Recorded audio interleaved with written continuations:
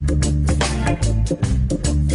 ora, this program is brought to you by Wellington Access Radio. Wellington Access Radio, make your voice heard.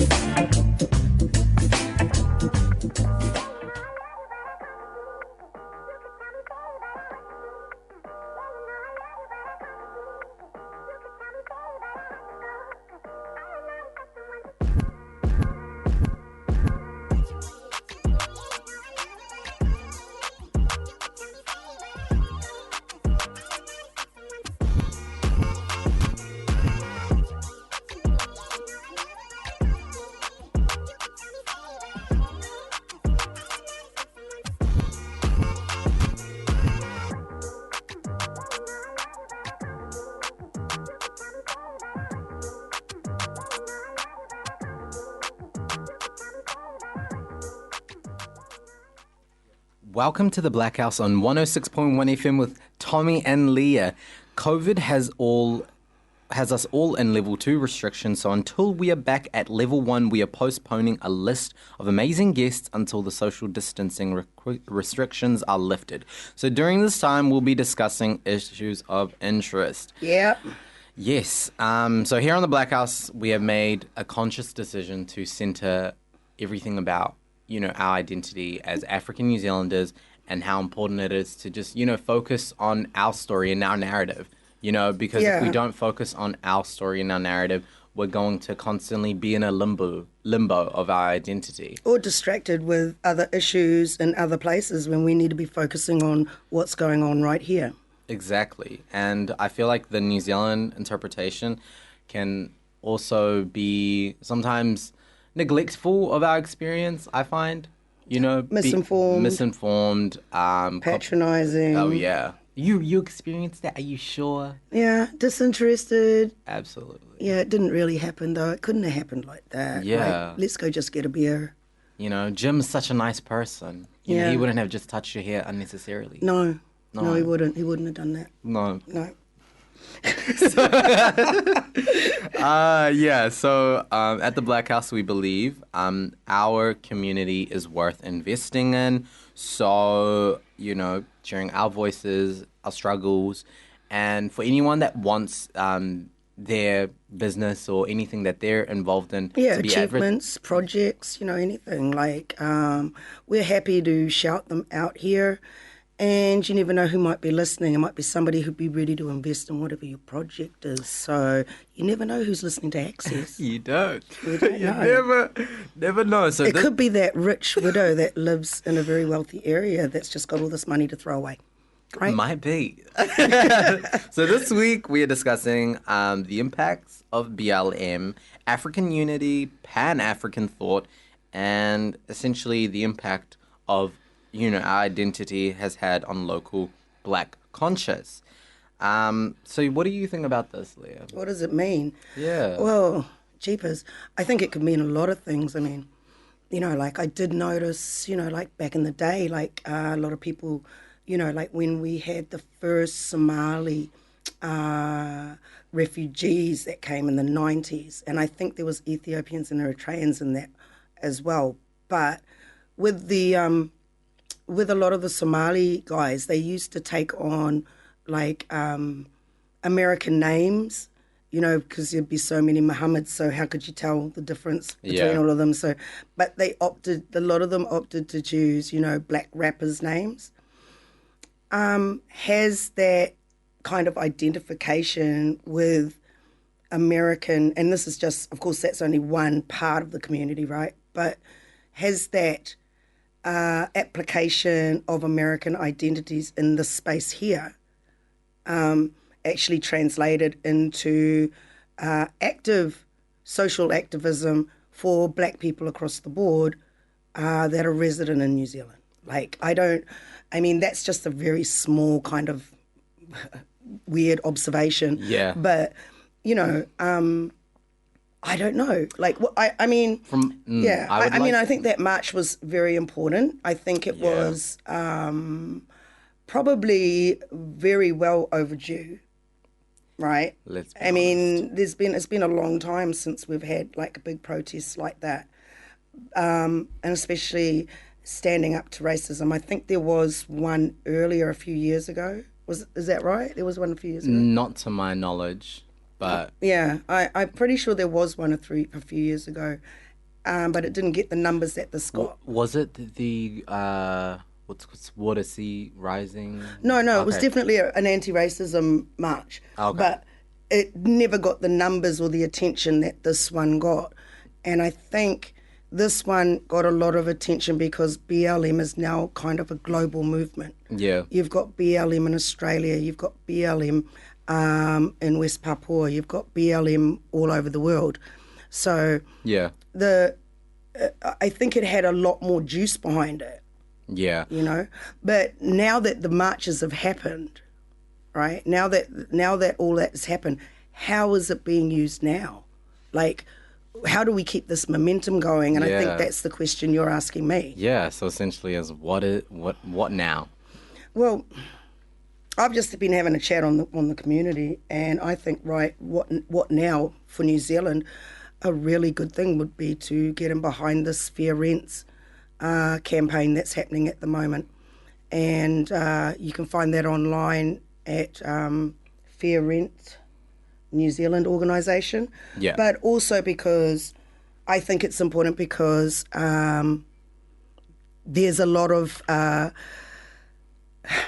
institutional racism in the rental market. Yeah. And it's been there, historically been there for a long time. Back in the 80s, early 80s, late 70s and what have you, there was a lot of problems with housing, though we didn't have a housing shortage.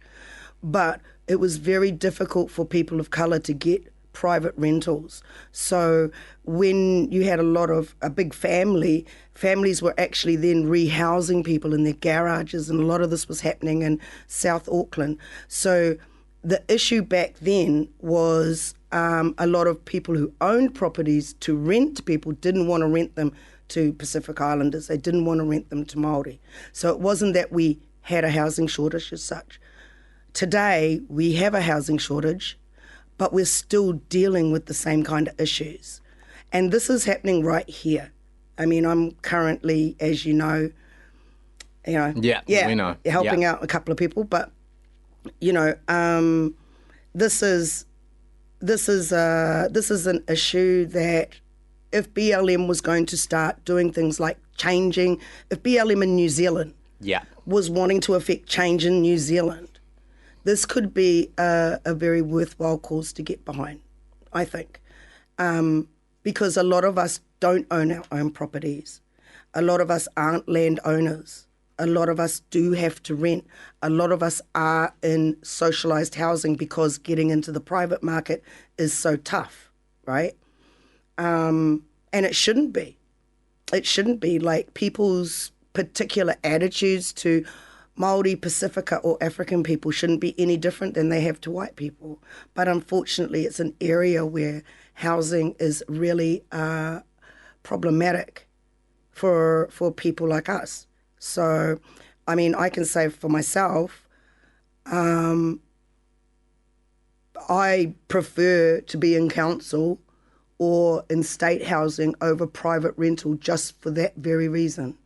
And, I'm born here and brought up here, but the attitudes they had to single mothers, and in particular single mothers of colour, was very problematic. Yeah. And single mothers of colour that had little children. We'll have animals, but no children.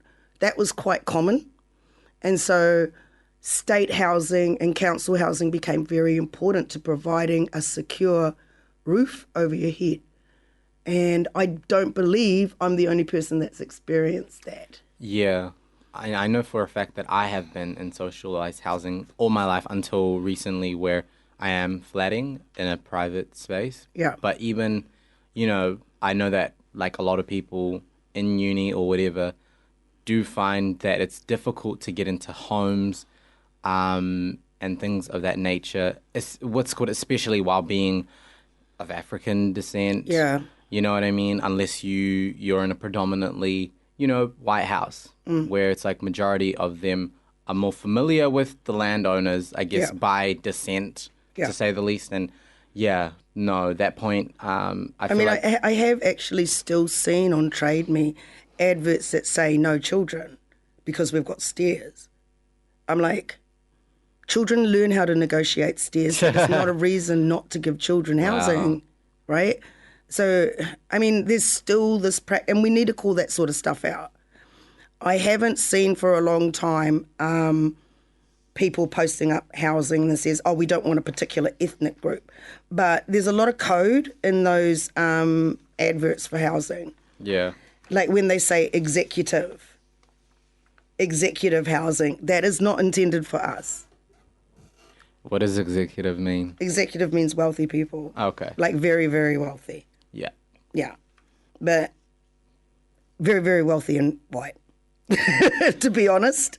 So, you know, I mean, I love looking at housing and I love looking for housing for people, but sometimes I just want to turn up at those, you know, $1,200 rentals per week and, you know, and just to say, yeah, I'm really interested in renting this. You know, I really want to live in a house like this with 7 bedrooms and a pool. Yeah, I do, actually. Yeah, we've got that money. But we don't. Wow. Yeah. But I mean, housing is a reality. And I mean, the housing rent crisis. And it's not just the rental levels. It's the not just, it's the racism that you've got to deal with on top of that. Yeah. You know? And how names can get shoved to the side. And we do know people that are in real estate and they're very aware that this sort of thing goes on. But, you know, like what can we do as a community to like stand up to it? I'm really happy that, you know, last week or the week before you were advertising a real estate agent that is also a part of our community. Yeah. So it's like, it's just even knowing that there is a real estate agent within... She works mainly in selling houses. Okay. But I don't know who's in our community that works on renting houses. Yes, right? That's a different... There's a lot of Asian representation, Indian representation and Pākehā representation, and I think a few Pacific Islands that are in rental real estate, you know. But I haven't seen any African people that are going, okay, I want to be in the rental real estate market, and, you know, I want to make sure that this sort of stuff doesn't happen for other African New Zealanders that want to get rental places. And, you know, I grew up with the understanding here that housing isn't a privilege, it's a right, you know, and it's a human right. But you would think today that it's a privilege. It's a privilege. And it shouldn't. It's not a privilege. It should. I mean, if it's not in whatever book of rules of acts or whatever in government, it should be. It should be in there. Under United Nations, it is a part of the human rights. And if we've signed on to that, then then we should be really privy to it, and we really should be making sure that these things are not occurring. Yeah. And you know, I've done quite a bit of house hunting and scouring for people, you know, just through what's going on. And I find it really interesting how you're received and how you have to turn up at a house viewing like you're going to a job interview, you know? Yeah, very suited up. Yeah, you've got to code switch quite a lot. Code switch. And this is to present that kind of non-threatening image. Yeah. Right? Yeah. Or, you know, like, they could be like, more like us, you know, like not so different sort of thing. And, you know, I just think that I'm really tired of the code switching. I think that we should just be calling this nonsense out, you know? Well, with classism, which is a big part of our culture as a colonial, you know, with our colonial past, I think that is why what's it called, we are seeing a lot of these issues rise for, you know, people like us or people POC just in general. But obviously that's a spectrum in itself. Yeah. But specifically about, you know, African New Zealanders, it's like if you don't, then there's so much perception that is going to be held against you, and people, you know, people with power may not necessarily feel comfortable with us within their spaces, to say the least. Even though, like you said, it is a right, You know what I mean? It is a human right that Yeah. everyone has shelter, and I think that's why socialized housing is such a big thing in our community. But like many communities have to depend on it. Yeah, and when we've got a shortage of that particular product, then we're forced into the private market, which may not be as friendly or as welcoming as, or just even user friendly as the social housing market, right? Currently, we are so short of socialised housing. In Wellington, in particular, it's actually not a joke. It's actually very serious. I was really surprised when I got back to Wellington and I saw the amount of homeless people that were in Newtown. That really disturbed me because before we left in 2006, you never saw homeless people sitting on the side of the street begging or just begging, in Newtown. And I'd gotten so used to it in Australia because it's very prevalent in Australia. They've got a huge housing problem and they're in a very aggressively capitalistic market. So you get a house if you can survive the system. You know what I mean? Yeah. Yeah, but it was entire family units and majority were Indigenous Australians, First Nations people. And it was not uncommon to see an entire family unit in the park, Wow. So, yeah, and as young as like 4 or 5. It was not uncommon. And this was in the most wealthiest state in the country, and that's Western Australia, right? Because that's where all the mining is. Well, the majority of the mining is there, and mining is what runs Australia. But, even with all that wealth, there was a huge amount of poverty. And I'm seeing that in New Zealand. No, not so much, not like there. It's not as prevalent. But then we don't have those numbers. Yeah. Right. But it's there. It's here. How many people have to sleep in their cars or vans, or they've got their family. I mean, we've seen or have to turn up at a at a overnight place for, for men's hostels or whatever, you know what I mean? Like they've got the emergency housing on Taranaki Street. Yeah. When I was driving up there and I saw some very African faces, I was like, what's going on? In our community. Yeah, this was probably about 4 years ago though. And I was like, what's going on here? Because, because we have a fractured community, but within those communities, there's communities that look after each other. What's happening now that there are people falling outside of that? I think perhaps it's the years that have been applied to those communities, or just community in general, because I think a lot of people, when they come to New Zealand from Africa, I'm not speaking for all Africans, by the way, I feel like a lot of them have, stay here with the intent of educating their children and going back to Africa. So it's really, I guess, this kind of, not really, thinking about the future of, the kids or even themselves within the community. But let's go into some music. So our first song, what we have today is a New Zealand-born Ghanaian Australian artist based in Sydney, Kwame, and this song is Sleep. You're tuning into the Blackhouse. I do this shit in my sleep. 20 rights, you can dance on my feet. You won't be said that we can meet. Niggas cap got me kissing my teeth. Take the L and I add it with V. All this drip got them one in the lead. Just getting started, I ain't reached the peak. I do this shit in my sleep. 20 rights, you can dance on my feet. You won't be said that we can meet. Niggas cap got me kissing my teeth. Take the L and I add it with V.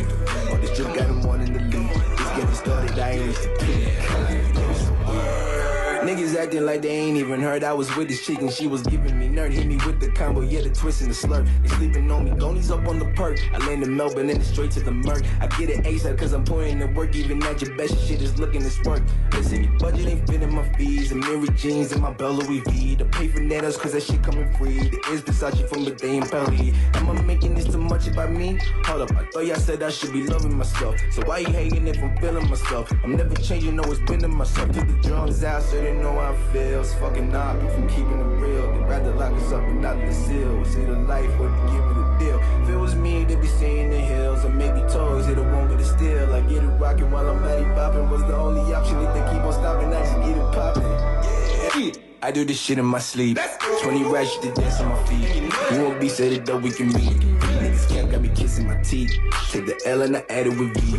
All this drip got him one in the lead. Just getting started, I ain't reached the peak. Niggas so weak. I do this shit in my sleep. 20 racks, you to dance on my feet. You won't be said it though, we can meet. Niggas camp got me kissing my teeth. Take the L and I add it with V. All this drip got him one in the lead. Just getting started, I ain't reached the peak. Niggas so weak. Holy shit. Tommy only sticks to you.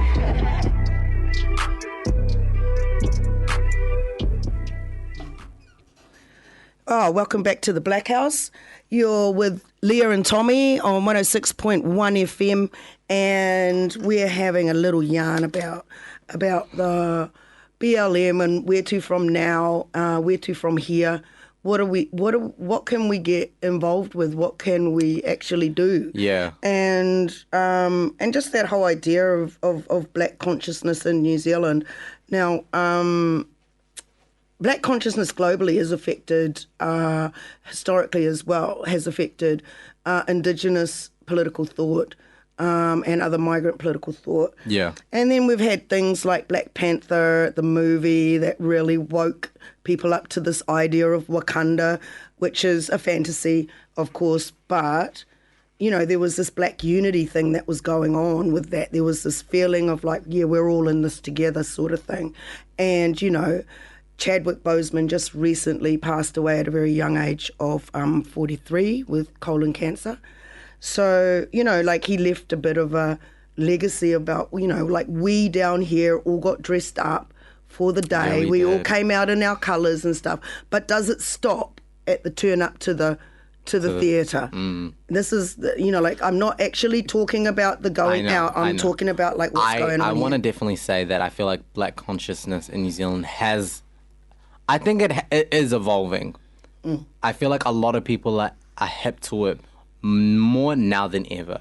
You know what I mean? Because I feel like with black consciousness, it's, first of all, I feel like the beginning stages is unlearning that, like, you start to not, like, what's called hate yourself. Yeah, stop being the UNIs.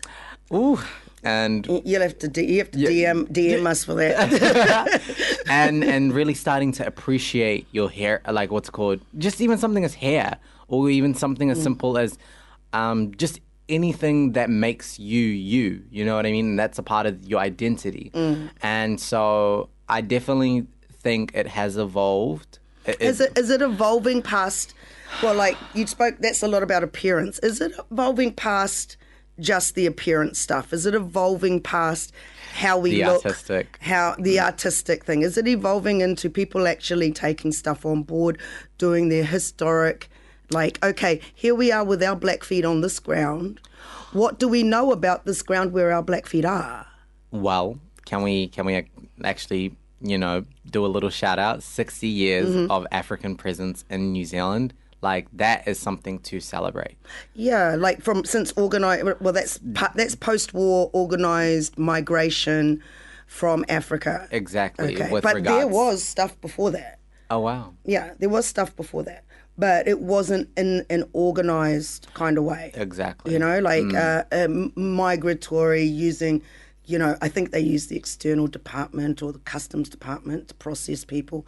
I don't think there was a Department of Immigration in 1960. But, you know. Yeah. So, yeah, post-war, yeah, that's the first. But, you know, other than that, you know, like what do you think about what I was just saying about, you know, that whole thing of black consciousness?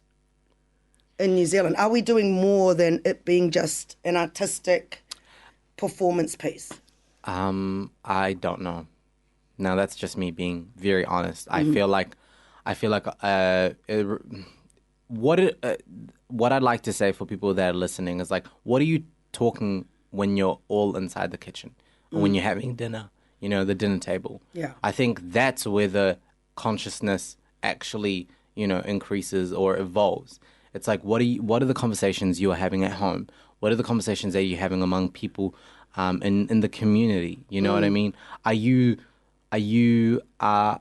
around people that are what's called challenging your own views? You know what I mean? Within the Black consciousness, or are you staying within a certain kind of rigid idea or idealism about being Black and like the Black consciousness? And what does that even look like? Yeah, well, what does it look like in this space? Because it won't look the same as what it looks like in America. It won't be No. the same as Britain. It probably is more closely to be similar to Australia than anywhere else. And it's definitely not the same as Canada, because there's a whole way that colonialism has informed those spaces that have informed this space differently. And we have to really pay attention to that. And where do African people come in here at that point? I mean, at this stage, I would really like to recommend a book that a man called Robbie Killiam has written, and it's online. Yeah. And I'm going to be reposting it on our page. And it's called The Black Pacific. I'm just trying to find it in our notes here. Yeah, here it is. It's called The Black Pacific. And you can find it at www.bloomsburycollections.com.book. The Black Pacific Anti-Colonial Struggles and Oceanic Connections. And I know in this online book, I'm going to be reading it anyway, but on this online book, it is actually highlighting linkages to African presence in and around the Pacific. I think... Historically? I don't know. Yeah, historically. Like this, I think at one point he goes back to the 1500s. So, Wow. Because we have a lot of focus on the transatlantic slave trade, but very little focus on the slave trade that happened down in the Pacific, and how from the east coast of Africa out across the Indian Ocean and into the Pacific, you had Portuguese slaving and you had Muslim slaving as well, or Arab slaving as well, So there were coins found. I don't know if we mentioned this on another program. There were coins found at the top of Australia that were coins from a slave port in Tanzania called Kilwa. And about 5 years ago, they found some of these Kilwa minted coins. And people are trying to figure out, like how did they get here? How did they get on a beach at the top of Australia? Unless people were actually travelling, because these coins go back to the, I think, 200 to the 800s, after the death of Christ or whatever. So from 200, there was 800 years of this stuff going on. So I don't have all my notes written down, all right. so look this up. But so it's very long ago that these coins ended up here, because they're not being minted today. They haven't been minted in the last 1,000 years. Oh, wow. So, how did they get there? Human migration. Yeah. Right? Yeah. What I'd like to talk about is drawing it back to what you asked about, Black consciousness. What is it? What could it look like in New Zealand? And what do you think it does look like in New Zealand? I mean... What do you think it looks like? No, I'm asking you, Rob. All right. You always turning it back on me. Okay, well, I'm asking you, think, Tommy. honestly, I feel like it's also acknowledging that racism is a colonial issue. That it's not only, it's not only for us to fix. Yeah. Because I feel like so often in our society in general, the ones that are affected by any forms of oppression are expected to solve it. Yeah, and find it's the like solutions. find the solution. And I find that like, although yes, that can, you know, that although yes, they can figure it out, you know, we got to do it together. You know, it's like we can't change this as just our own group when it's actually an issue that you know, Pākehā New Zealanders need to acknowledge. Yeah. You know, and not being so uncomfortable about the idea that yes, racism does exist in our country, and it's not even a joke. And also lateral racism also exists, because I know growing up, I experienced a lot of racism from other people of colour that looked like me, but I didn't belong to their group. Yeah. So it was easy to target the lone African girl in the room than it was probably to attack another person from your group. So like growing up in the 70s and 80s, I was getting it from all sides, and from what I understand, not a lot of that has changed. And if we're going to build these bridges, we have to be, or even, well, it's not even bridges, but even if we're going to address some of these issues, we're probably going to have to address them fully. Like, this is not... Yeah. I think the racism is informed by the colonialism, and if the colonialism is in charge of all your education and how people are indoctrinated in schools, then is it any wonder that we as African people get lateral racism from other people of colour as well, because they're being indoctrinated in these very same schools. Yeah. And in these very same education systems and very same knowledge bases that everybody else has been. So, you know, yeah. With the indoctrination part, I do want to acknowledge that, like, it's just like, it starts with the classroom. You know, when you talk about indoctrination and just seeing how, you know, certain teachers engage with certain pupils and how certain pupils are just often ignored or often picked on because they're not like the rest of the group. You know what I mean? And I know that I can say quite confidently every African person or every person that has been the minority in the classroom has experienced this. Yeah. And I feel like if we don't start tackling this as a educational or even as a cultural or historical... Wasn't there an article just recently where a teacher in New Zealand tried to use the N-word? She did. Yeah. She did. And then she tried to use the excuse that it was in the book, so she had to use it? I actually phoned this school.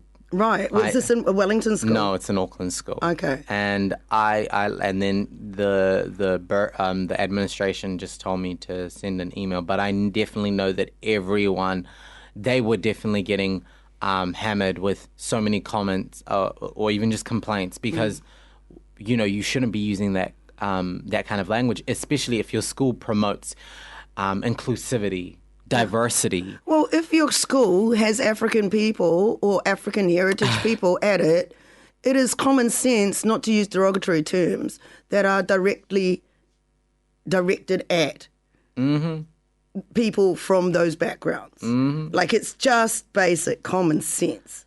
Clearly, she did not care, and that's the sad truth. Yeah. And does she still have a job? I don't know. Well, you know, like, this is... we're going to go on to the next song now. Yeah, we got to have but, to. you know, like, let's carry this on after the break. So our next song is what is it? Let me just check here. It's from Kavka. Kavka's from Zambia, and now he's raised in the UK, and he got his musical start in New Zealand and recently settled in Melbourne. And this song is No Lacking by Kavka, KBKA. Hopped off the porch. Hopped off the porch, jumped on the plane, never been the same. I run the game, went through my sneaks, clean night they creep. I spot the ops, y'all dead and breed.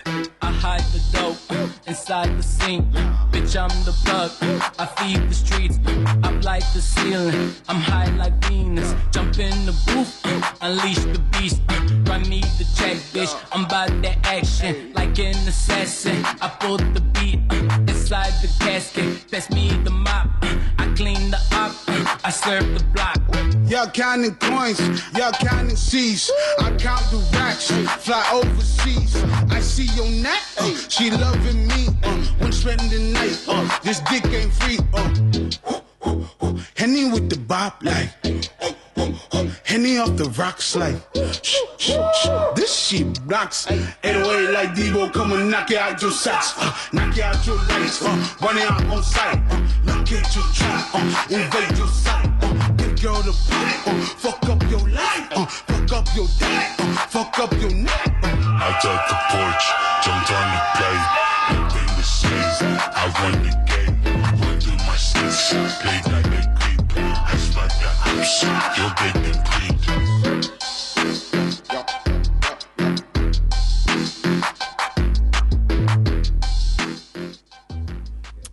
And You're tuning into the Blackhouse 106.1 FM with Leah and Tommy on, and we're talking about the black consciousness and the black consciousness applied to Aotearoa New Zealand, and you know, where is it going? Is it even moving? Do we only see it within the artistic space?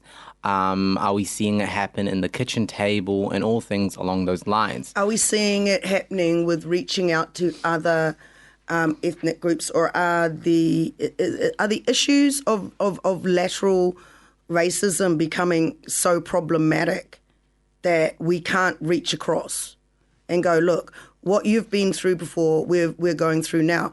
What can we learn from you and what you've been through? Yeah. Right. I think me and a friend were having a little bit of a debate about this, and I personally think that there are ways that Māoridom and the Pacific Island community can actually help us. Like I want to believe that there's a trickle down anti-racism effect. I want to believe that it has to be like that. Like we have to unify with other groups to actually have impact. But at the same time, I know there's a lot of problems there. There's a lot of issues there that prevent that from happening, or make it difficult for that to happen. Yeah. You know? And I think our own personal or interpersonal experiences is that. And it really, you know, like sometimes it's just having I don't know. Like, I really don't have an on that okay, topic. you go for it. So I know that for a fact that a lot of people feel, you know, experience a lot of like the lateral racism that you were talking about earlier.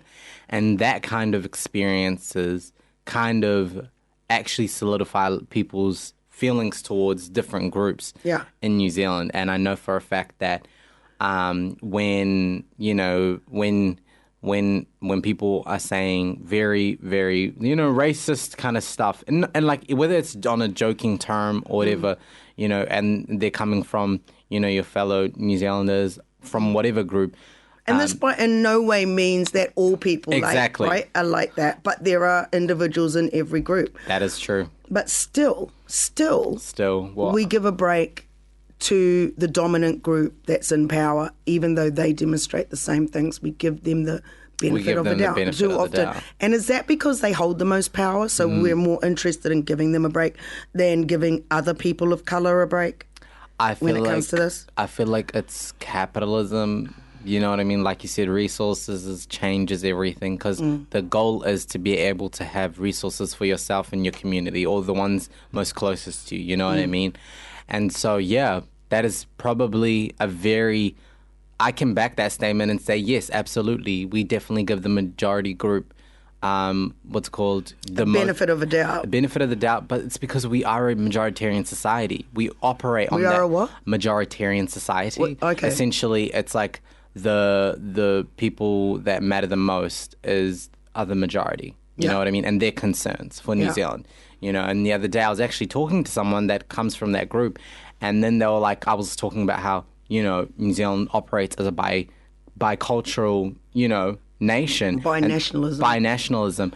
And they were like, well, yeah, absolutely. And I was thinking to myself, well, the thing is, when New Zealand operates in that nature, how does every single other group that this country has accepted or what's called open its arms to going to, where are they in the picture? Yeah. How does that inform the rest of New Zealand? Actually, it's interesting you said that, because I've just written a very long letter to the Stats New Zealand department, because currently on the New Zealand Stats ethnic schedule, only New Zealand European and New Zealand Māori automatically have New Zealand tagged, the New Zealand whatever option. So like they don't have to choose it; it's already there. Every other ethnic group is represented by the original host country. So you'll have African, and then you have all the different places in Africa you could come from. You'll have I don't even know if they've got Pacific Islander or not, but they've definitely got all the different islands. Yeah. But they don't have New Zealand Samoan or New Zealand thing.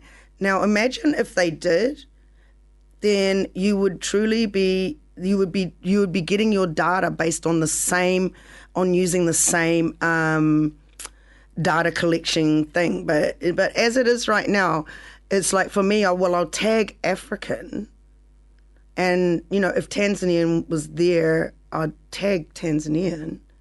But why don't they have New Zealand African? I mean, when ethnic mothers aren't leaving the country to have their babies, they're having them at Wellington Hospital. Yeah. So why is it that only two groups? And so to me, it looks like even though we've got a rhetoric of multinationalism, or multiculturalism, we're still practicing this binationalism and biculturalism kind of covertly. And I think that marginalised a lot of us. I was at this one symposium, and it was, multicultural people, that were born here, that weren't born here. And I was one of the few, that was born here. But, a lot of the others, they were of Middle Eastern, African, South Asian, or whatever the descent may be. And I was the only person of color that was, born in New Zealand and African. And, the other three people that was standing with me in this group, and they were kind of looking at me funny because the thing is, I don't think they kind of see me as New Zealand or as a New Zealander. You know what I mean? So it's like I was sitting in this group, and the question was, what do you like about New Zealand? And I was finding it hard because in my head, I'm like, well, New Zealand doesn't even see me. Yeah. New Zealand doesn't want to acknowledge my presence. Yeah. And I feel like many other Africans, that were here, even, as a toddler or as a 2-year-old. We had Zoe Moon the other day, and she mentioned how, someone from Britain, they could be 5 years old coming to this country, and like 10 years later, they're Kiwi. Yeah. You know what I mean? Their accent is there. Yeah. They're they present as European. Yeah, so they can assimilate into the majority group. And we're born here, and we're not even seen as, so. Well, it actually comes under that whole. We did have an Alien Act, a 1948 Alien Act, and I've made some notes about that. But anybody who wasn't British, anybody who wasn't, I think there was a few. Let me find it. There was a few different ways that you could be excluded. New Zealand. The 1948 Alien Act as a part, it was a way that they kept certain people out of New Zealand. Yeah. Right? And so if you didn't fall under the British, the UK, United Kingdom area, you could be deemed an alien. And this did happen to include Irish. Wow. Right? So it definitely included people like you and me. Yeah. Yeah. If they're going to include Irish, yeah. So I didn't take a piece of information out about that. But if you look it up, you just look up New Zealand Alien Act 1948. You can look it up on Google. And I have something to say in terms of contributing to the Black consciousness dialogue. Yeah. And the thing that I'd like to say for people is, you know what I mean? Whether you were born here or not, if you were raised here, own your identity, stop allowing yourself to be so, but it's difficult when the whole country or when you feel like the whole world doesn't see you as a Kiwi, you know what I mean? It's like here in New Zealand, you're whatever ethnic background you are, but outside of New Zealand, you're a New Zealander, which I find so weird. It is. It's really weird. Like, I didn't realize I was a Kiwi or a New Zealander or an Aotearoan, whatever you want to call yourself. I didn't realize I was until I went to Australia. Yeah. And then when I come back, they say, but you sound like a West Australian. And I'm like, Okay, now well, I'm very confused. Provincial accent with a West Australian twang. Yeah. And I'm an African New Zealander. It's a dilemma, Tommy. And like that's the thing, like the black or / African consciousness in New Zealand, we must identify with both our identities and also not get lost in all of it. But we need to claim it. Like we can't change anything here if we're running around feeling ashamed. Yeah, there's a lot of shame of being African. And there's a lot of shame of being a New Zealand African. It's like the and I'm getting a roundup from somewhere.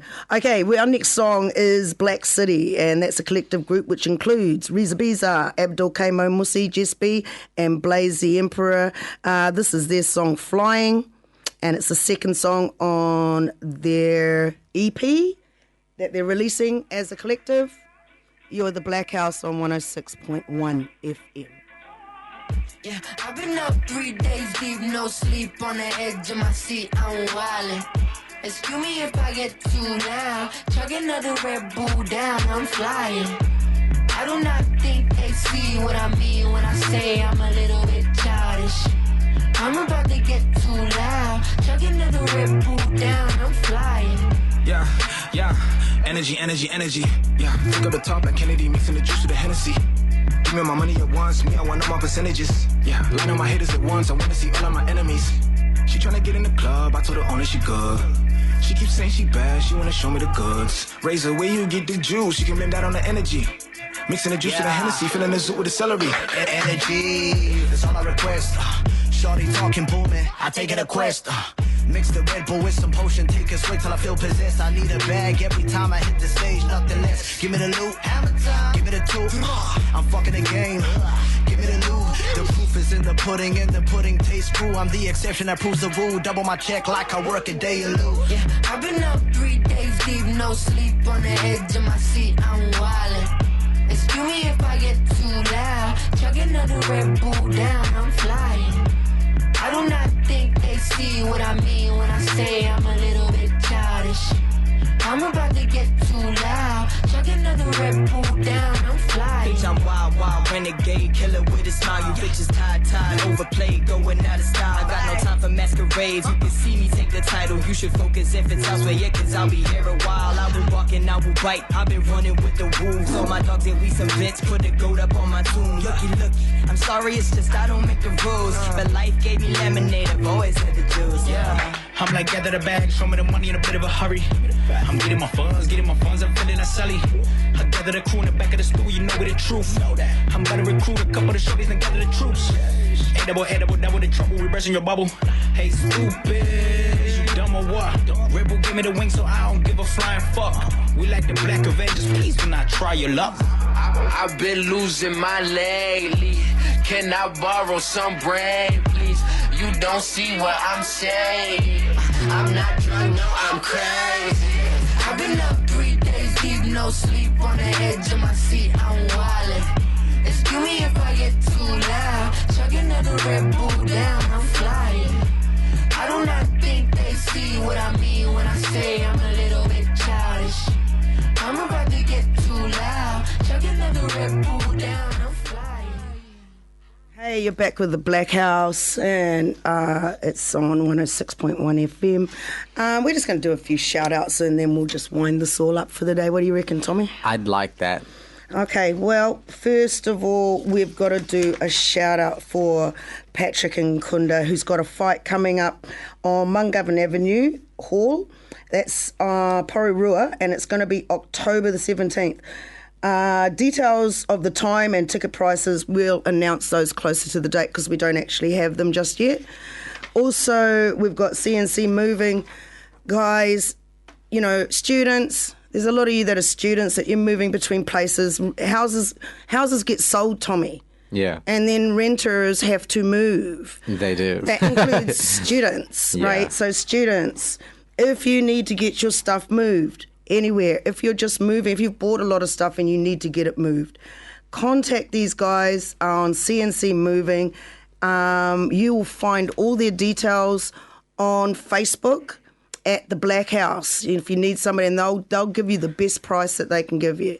Probably the best price in town. They're really good.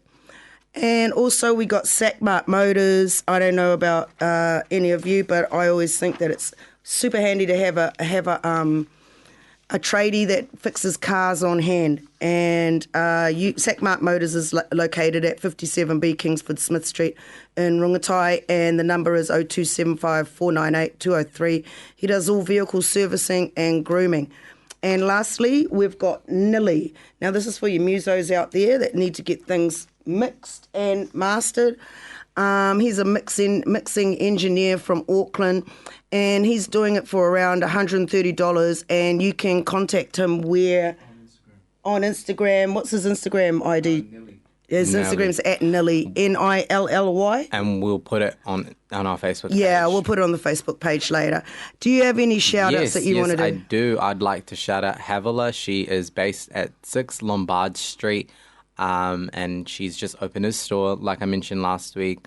And she is, one of our, what's it called, Black/African designers in the city. So definitely go check her out. She sells awesome, colorful, modest wear that anyone can wear, as well as, supporting local brands within the Black diaspora.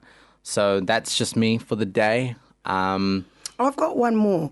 It's not a shout out, but I would really like all you braiders that are trying to build your clientele up to hit us up on the Blackhouse so we can shout out where you are. A lot of people don't know where you are and that you're doing it from your home, and if you're selling here or not selling here or how it's going. So if you want to have your braiding and what have you shouted out on the Blackhouse, and you never know who's listening on Radio Access, their networks are quite big.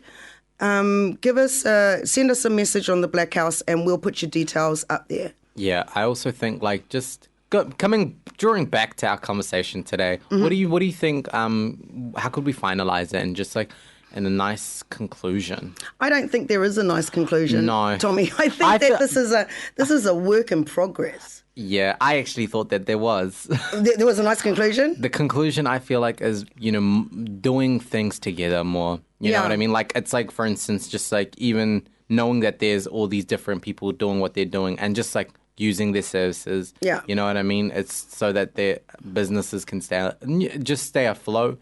It's buying Black owned. It's, you know what I mean? That contributes to the dialogue. Yeah, I think definitely supporting one another is a lot more healthier than pulling each other down. I do stop the line at violence and all those sorts of things. I mean, then those people just need to be sorted out. But, we need to be supporting each other more than clawing each other down. And because we're not really the bigger problem that we have to face. We have to face institutionalized racism. We have to face systemic racism. Lateral. We have to face lateral. We need to be dealing with that, and we need to be putting our thoughts there. And that's just my opinion. Yeah. But then I've always been just a little radical, ain't I, Tommy? Just a little. Okay. Do you think that's radical? I don't even think that's radical. Nah. I don't think that's radical. I think that it's like, should be the standard. Other communities have had to figure this out for themselves. We need to figure this out for ourselves. We need to build together and stop depending on the government. Well, because I feel like a lot of us just do. A lot of people do depend on the government, but that's because the resources are not there. Yeah, that's the problem. I mean, if we do have wealthy middle class people in our community, what are they doing to build things that are accessible for people who are not middle class and wealthy, right? Then we don't have those organizations like they have in America. They have affirmative action in America. Yeah. They have the NAACP. They have these things that are geared towards supporting organizations that are geared towards supporting Black people in America. What do we have? And that's what we have to, it's fine. It's fine to say, don't rely on the government. But if the only resource you have is the government, because there's nothing else out there and nobody's doing that, and nobody's caring enough to do that, or nobody's feeling invested enough in New Zealand to do that, then what do we actually have? Yeah. Thank you for clearing that. Yeah. But I mean, I know that a lot of people do rely on the government. Myself included. Yeah. And, we've got to wind this up. We're getting the rolling hands, Tommy. Wow. All right. Well, for the last song, we have Fateh Tesfamariam is an artist hailing from Eritrea, Ethiopia, and Sudan. How did he do that? Well, I think traveling, perhaps. Yeah, he is a maybe. multidisciplinary artist who's been living in New Zealand since the age of 15. The song is called Sweeto, and you're tuning into the Blackhouse 106.1 FM with Leah and Tommy. And we'll see you next week.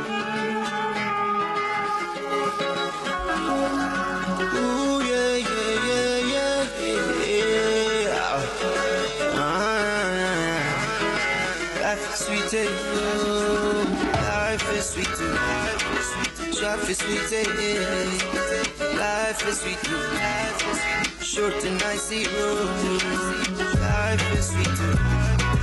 Life is sweet, life is sweet too. Short and icy road.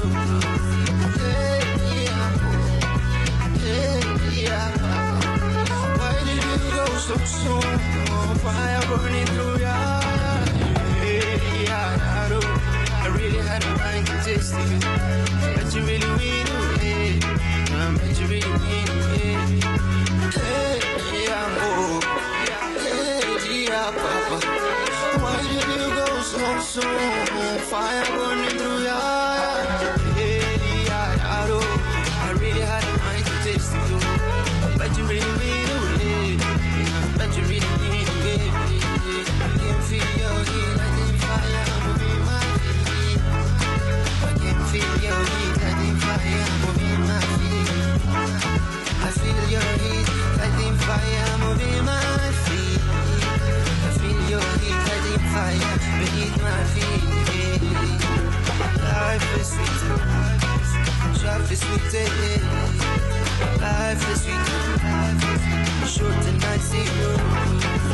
Life is sweet, life is sweet, life is sweet, short and icy road.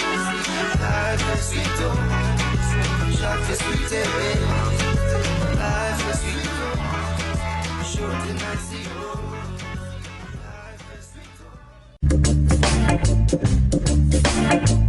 That program was brought to you by Wellington Access Radio. Get your voice heard. Thanks New Zealand On Air for funding accessmedia.nz. .nz. .nz. .nz.